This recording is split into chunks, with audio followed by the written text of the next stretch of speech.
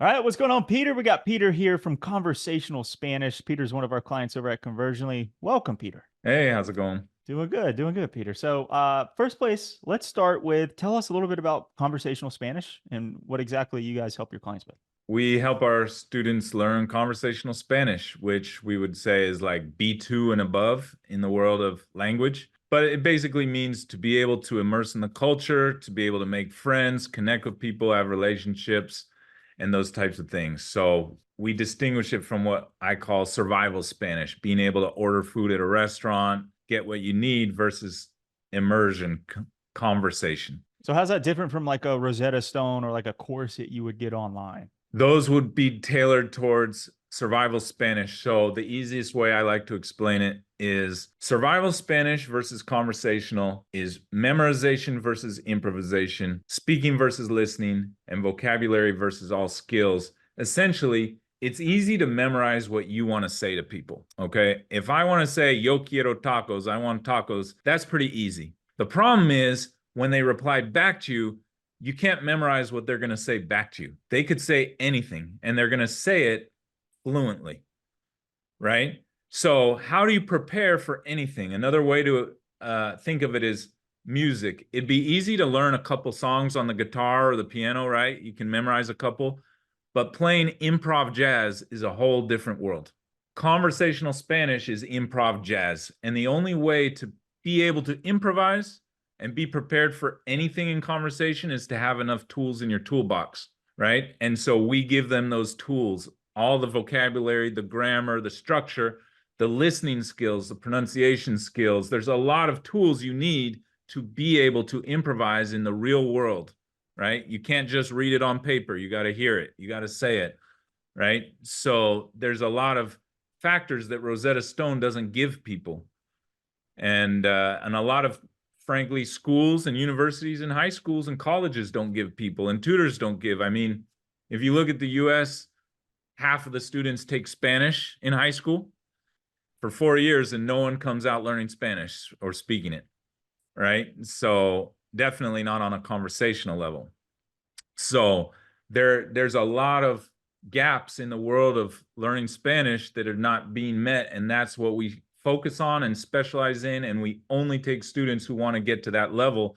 So we don't even take students who are just trying to survive. We only take students who want that higher level. Yeah, I could see people who are just going through the normal courses or going through the normal, like maybe university or college or high school Spanish, Rosetta Stone, and maybe they're just leaving a lot on the table just because they are doing that memorization. So what do It's you just find? pure So memorization. Yeah, yeah, so I mean that's good if you want to pass a test, if you exactly. want to get an A in a class. Exactly. So how is that? I mean, I'm sure you probably have people who come from like, hey, dude, I took 4 years. I don't know if you could do 4 years in high school, but like I took 4 years in high school in Spanish. Do Yeah. you find people that you work with in those situations?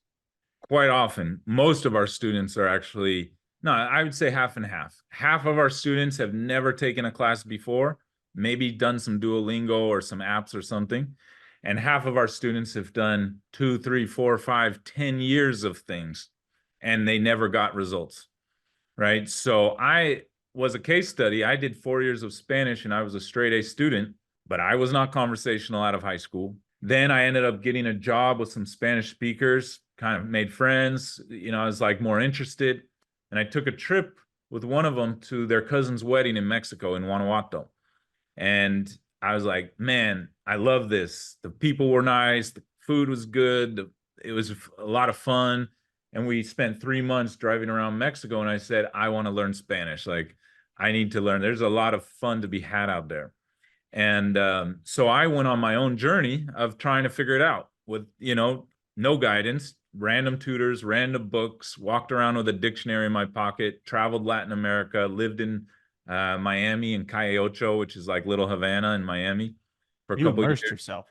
I immersed myself and I tried a lot of things and it eventually I got it, but I was young, I was motivated, I had time, I didn't have like a career yet, so I had some advantages and I was pretty fresh out of high school, so I had that going. So, but Mm. it took me another 4 years of doing that before I put it together. So that's really 8 years if you put my story together to get conversational, right?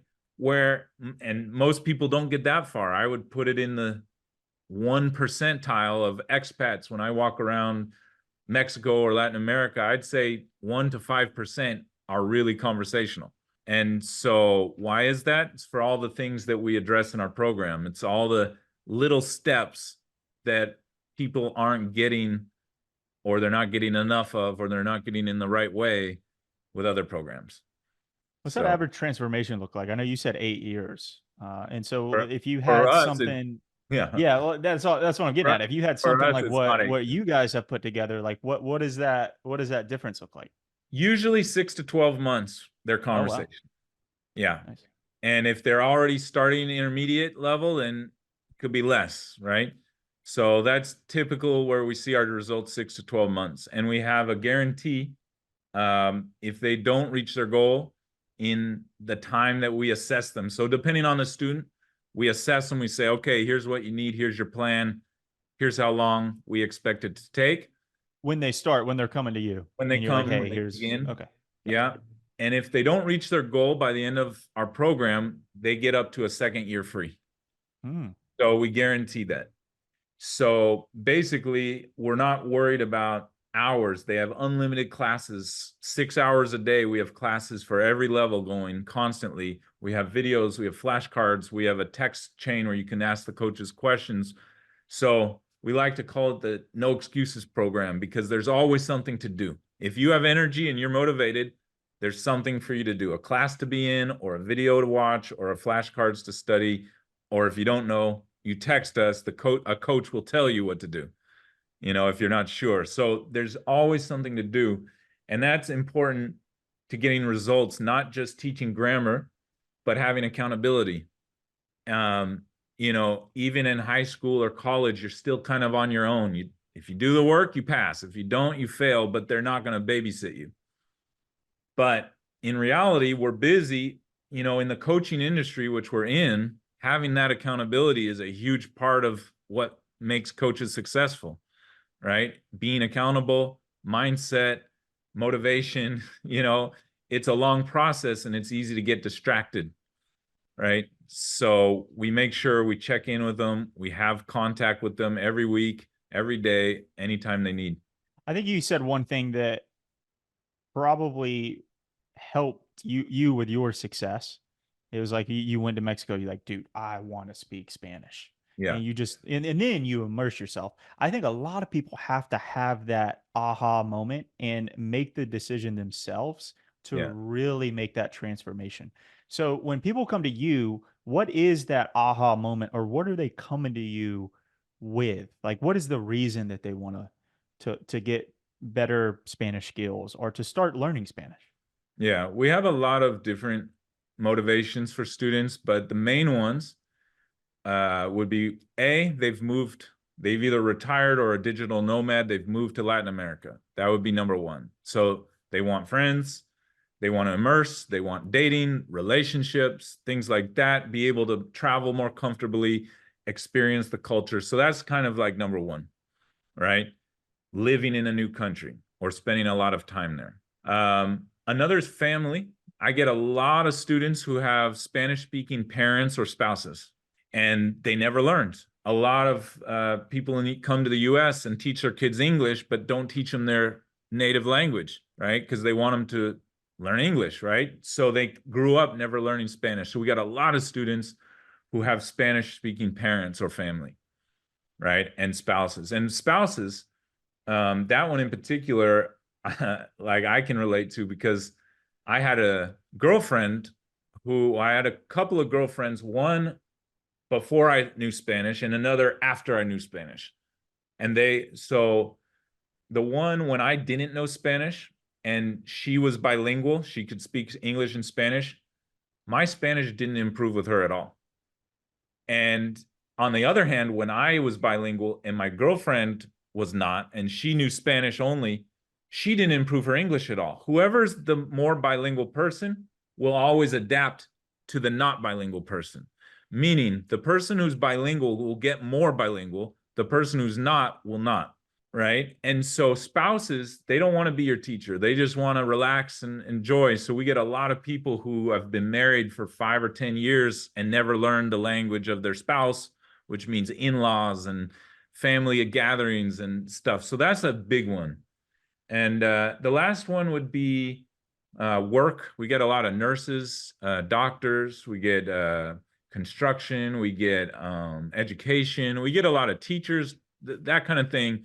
People who, for one reason or another, in their church, in their community, are involved with Spanish speakers. So, especially in the US right now, we have so many Spanish speakers, right? So, those are the three main motivations that I would say: travel, immersion, friends, family, and work. Volunteer as well.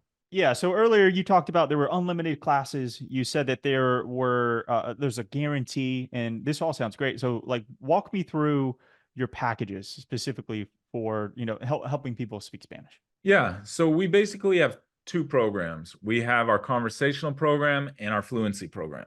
And so after we do our assessment, we'll decide which program is right for you based on your level and your goals. And that's the And assessment when someone's coming to you and they're like, "Hey, this is where I'm at. This is what I'm looking to do," and you kind of go through the. that's right. We Okay. whether it's through ads or a website or a friend, however they're referred to us, however they find us, they book an assessment call. And on that 20-30 minute assessment call, we'll know everything we need to know about their Spanish level. And we'll know everything that they need to get to their goals. What is their goal? Is their goal to be conversational? Is it fluency? Okay, what is their goal? And then based on their level and goal, we create a price, we create a program, we create steps. We say, this is what you need to do, right? But essentially, there's two main programs because there's two major goals. I want to be conversational is the most popular one, and I want to be fluent. Some people want to go that extra mile, right? So based on where you're at, we'll say, okay, you're an intermediate student. Here's what you need to be conversational, and we set that up. Here's what you're going to do every day. Here's how long it'll take. And there's a whole system around that. If you're a total beginner, here's what you're going to do. What if Here's the only word that you know is "hola" and "adios" Yeah, and that's it? yeah. You Then got your something for first people like that? We have a lot of students who have never learned Spanish, never taken a class. We have one of our first students, Myra. She had never taken a class. She failed high school Spanish, I think 1 year, and then dropped out or something, and then never took it since. And she was in her mid-60s, so that's 45 years later, That right? might be me, dude. Like, Okay, I need perfect, to. perfect. Okay, so Myra had never taken a class really in her life, and she, in 8 months, was able to do her residency interview in Mexico in Spanish. Whoa, eight, you said 8 months? 8 months later, she And did how her, old? You said how old? she was 65. Whoa, nice. And we have 75-year-olds who are now traveling around Latin America with Mexican friends, their neighbors and stuff, who they met and know English for 1 or 2 weeks at a time. They're taking these trips, so if they can do it, you can do it. We also have younger people in their 20s, 30s, 40s, right? So we have all kind of people who have tried all kind of things, but zero, absolutely, what you do is you start with the simple steps. We teach you how to listen, just how to hear. You don't even have to understand anything. You just have to hear it, right? If they say hola, you say hola, right? Just training your ear to hear Spanish, right? Then teaching you how to pronounce it, say it the proper way, read it with proper pronunciation. That's something very few people really actually learn. And then from there we go on and teach you the words and the grammar and get you into the conversation classes. And we have classes for everything, every step of the way, and get you a good routine. The key for everybody that we start with, no matter what level you're at, is build your routine. So in the first month, let's say, that's our focus. It's not a bunch of grammar. It's a routine. Here's what you're doing for 5 minutes a day. You're doing some listening. For 10 minutes a day, you're doing this, you're doing that. I like to equate it to health. If you want to get healthy, what do? You brush your teeth, you take a shower, you eat breakfast, then you go to the gym, then you eat your protein and your vegetables and go to sleep. That's your health routine. Every day. every day. Every day. You don't just do one thing. If you only go to the gym but you don't sleep or drink water, you're not going to be healthy, right? Same with Spanish. You need a little bit of listening, a little bit of reading, a little bit of conversation and different things every day into a 30 to 60-minute routine, right? That routine is every day. Now, if you have 2 or 3 hours, great, but at least 30 to 60 minutes. Here's what you do, right? And if you do those things, you'll get it. But if you don't do all those things, it's like trying to get healthy and not doing all those things every day, right? If you only do listening every day, like a lot of people love music and they just, oh, I listen to the radio. That's not going to get you there. You also need grammar and other things, right? But if you're only doing grammar, that won't get you there either. You need listening, right? So there are elements to the routine to make this a part of your life that you're going to do every day. Yeah, it's almost like if, I mean, just think of what you're doing in your language that you speak right now, right? You're Yeah. listening to it, you're writing it, you're reading it, you're like all the things. So Yeah. it's almost like you're duplicating what you already know how to do just for another language. Yeah.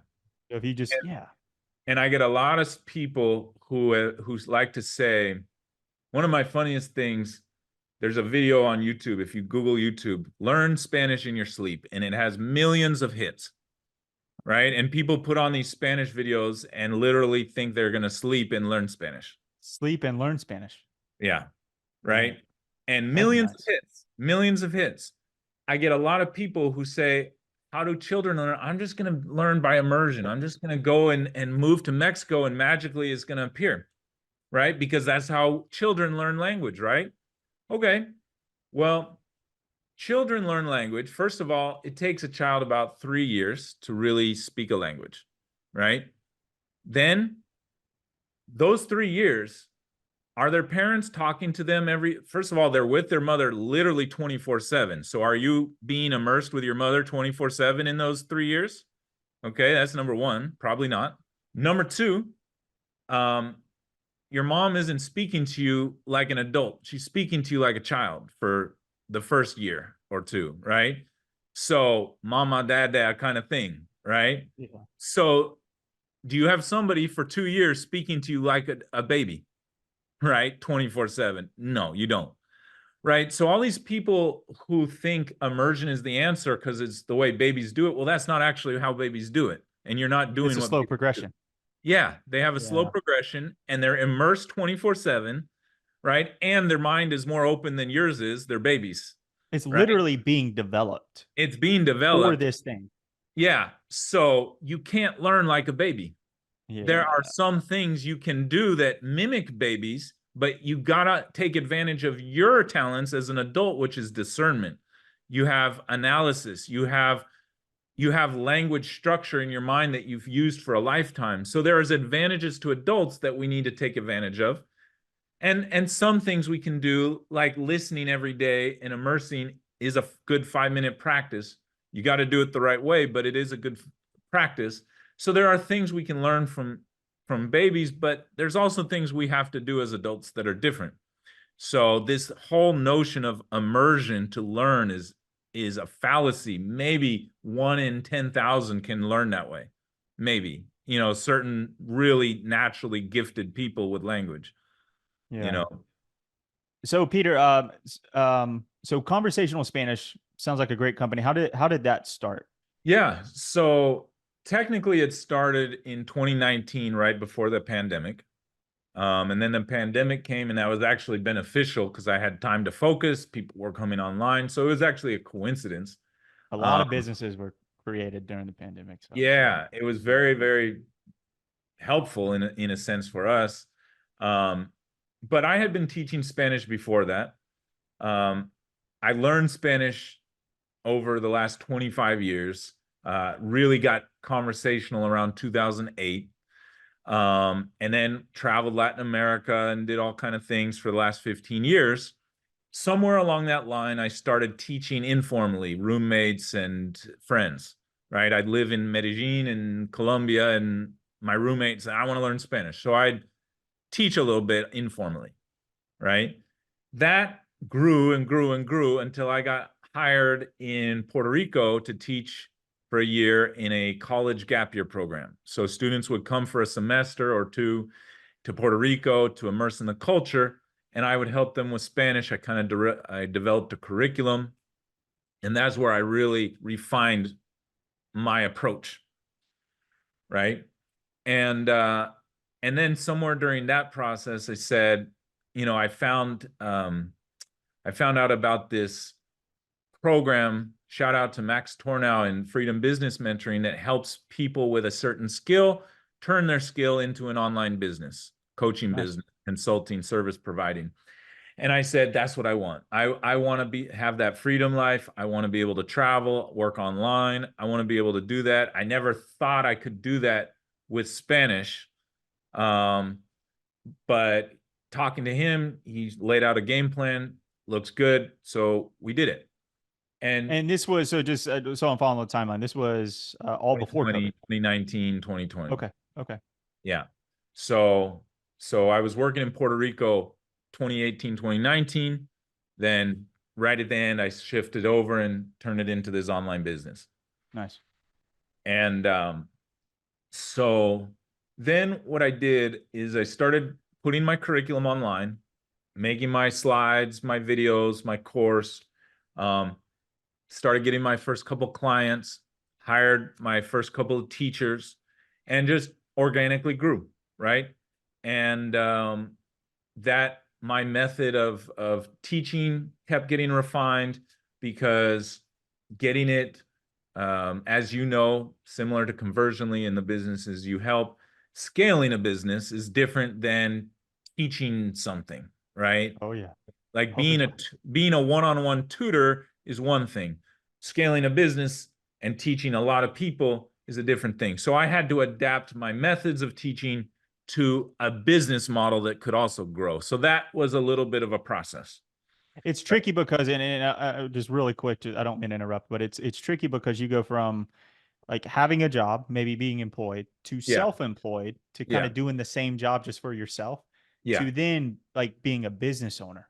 That yeah, shift right there, I think, is what you're like what you're describing, and that yeah, is just a big shift. yeah.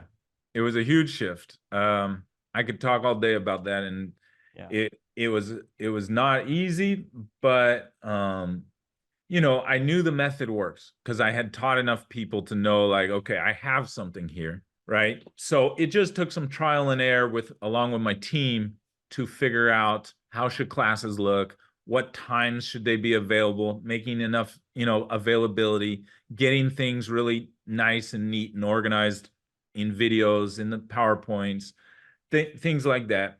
So that just was a process, you know, mhm. and in 2 years we had gotten, you know, probably 60 or 70 students, you know, and maybe now we have in the last year and a half, we now have 300, That's right? awesome. So So that was all organic, word of mouth, right? it was organic through social media, Okay. through Yeah, yeah. a Well, it was hundred, online, so like organic social yeah, media. it Yeah, yeah. was Okay. all pretty much 100% through Facebook groups. Which is popular. Yeah, yeah, yeah. Yeah, it was pretty much. I tried Instagram and I literally didn't get one client through Instagram. Mm, And that it had nothing to do with, you know, strat is me. I just wasn't good at the reels and this, that wasn't yeah. my forte, Was it your right? own group or other people's groups? So I would go into other people's groups and I would start, you know, offering little tips. I'd start mentioning, do you want a Just free value. class? You know, Yeah. value. And I started hosting free workshops like, hey, every Thursday we're doing a free workshop. And that's it, you know, and I'd get 5 or 10 people a week coming, you know, to talk to me. And then maybe of those, I might get 2, 3, 4 calls a week and maybe get 1 or 2 clients a week. That was what I was averaging. So probably somewhere between 6 to 10 clients per month. And listen, that's not bad for you're just organically growing and not Yeah. really putting in a lot of investment. I mean, the investment that you did No, put in was time. yeah. Obviously, I mean, investment's No, either time or money. I wasn't spending money. I wasn't Right. spending money. Yeah, so either time or money, you were spending more time. And then I'm assuming because you came to start to work with us probably November, December 2023, there Yeah. was a period where you're like, okay, I'm getting 2 clients a week. I'm gonna kind of bump that up a little bit. So walk me through that process. I saw conversions leads ad. I had been working with Freedom Business Mentoring for a while, and they're awesome. They helped me get to where I was, and they're they aren't a do it for you service. They're like they consult you, they coach you, they tell you how to do it, but you've got to do it. So it's like a course, videos. Hey, this is how you do it. Go Calls. figure it out. And then maybe you have like coaching calls. Yeah, we have coaching Okay. calls, texting groups. I can ask some questions anytime, but I have to do the work. Right. And I'm not, first of all, as you know, being a new business owner, you're already busy just trying to do everything, right? Yeah. You're fixing the program, you're doing free workshops, you're trying to get sales calls, you're trying to DM people and Payroll, admin, payroll. Yeah. taxes. Yeah. So already I'm busy and I'm not technically super knowledgeable. When started with in 2019, I still had a flip phone. Like I literally didn't Dude, care about. sometimes I wish I still had a flip phone. I still wish I did. I still have it. It's just not hooked up.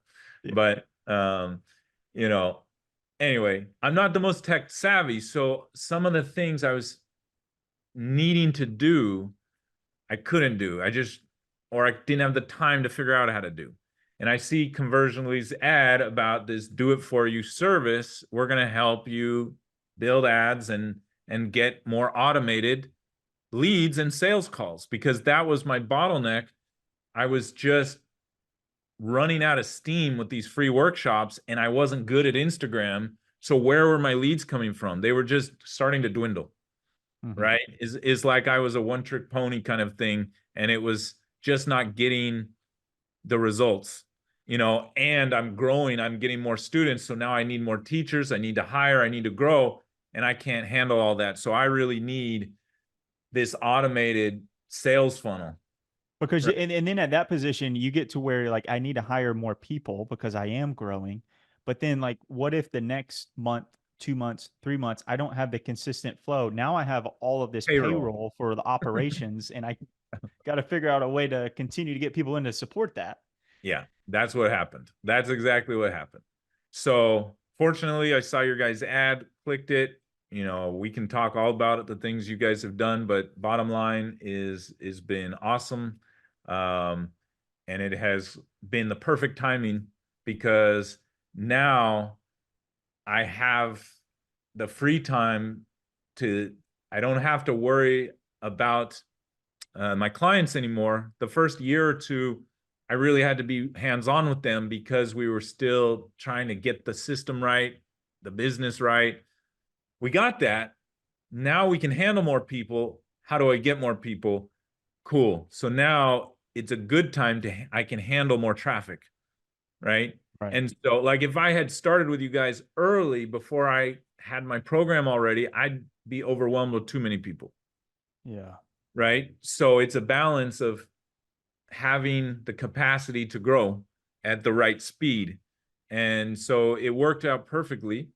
And basically, yeah, in the last, I don't know, when did we start? I think September, and now we're in February, but the ads kicked in November, right? Yeah, so just for context for anybody watching, we're kind of a mix between done with you, which is what you were describing, like courses, figure it out, get on calls. I mean, the get on calls part, that's how it's done with you, right? Yes. Most of it's kind of done for you, but they give you access to stuff that you wouldn't have known before and like how to. So like Right. it is done with you. So we're a mix between done for you and done with you, right? Because like what we do is we build out all of the assets that you need for a client acquisition system and then kind of hand it over to you so that you to help you run it, right? Because I mean, we can't make the sales calls for you. We can't help like the leads are routing and getting to your phone number, not to our phone number, Yeah. right? So it's there's kind of a little bit of work to do at the beginning. So like when we are customizing everything because you don't want cookie cutter stuff. because Yeah. you're going to get cookie cutter results. You want Yeah. customized things specifically for your business. So it's a little bit of a ramp up time. That's, what you were talking about, September, probably a month, month and a half, 2 months. It takes to kind of build everything out and customize it. And Yeah, then I boom, can't even sell. remember the exact months, so I might have the months off. But Yeah. yeah, Yeah. 1 to 2 months to kind of customize it. Yeah. And Yeah. then, so before we start talking about the results, did you try anything before? Like, did you hire any companies? I don't know. It's like some people do like Fiverr, Upwork, or they try to do it themselves. Anything like that before you saw Conversion Leads ad? Um, just very almost the same time I hired a marketing team who are still with me, and it complements really well. And they're kind of managing my Facebook group, my email list, Instagram, YouTube. They're kind of handling that, All uh, the organic stuff, not the ad stuff. all the organic stuff, Got it. Got it. Got right? it. Got it. And so they were starting on that just a couple months before, and that has been a great compliment to this, but it's slower results, right? Mhm. It's organic, so they've had to build up their thing, right?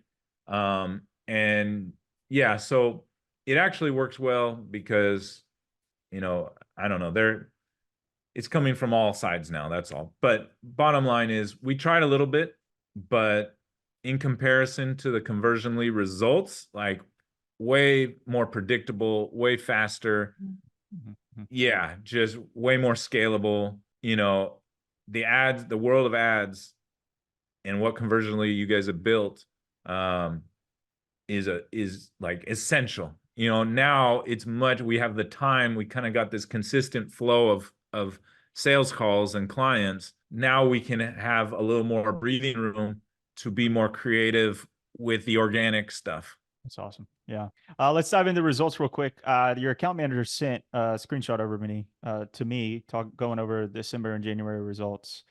Um, your cost per lead is amazing. I think Mm, in December, $35.07 average cost per lead. I mean, that's great because our KPI is so like anywhere between 150 to $300 per appointment.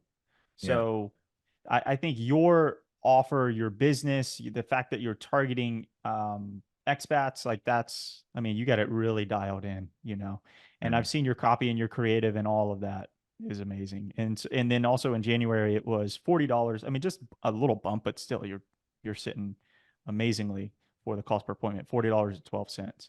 yeah. And I think December, you spent, let's see, just over 2,400 in ad spend, and then your sales were 24,000. So that's a 10 to 1 Okay. return. And then January, 1,700 in ad spend, and then 19,000 in sales. I mean, that's just the numbers that we have. You may have like more sales that kind of trickled in, but that's an 11 to 1 return.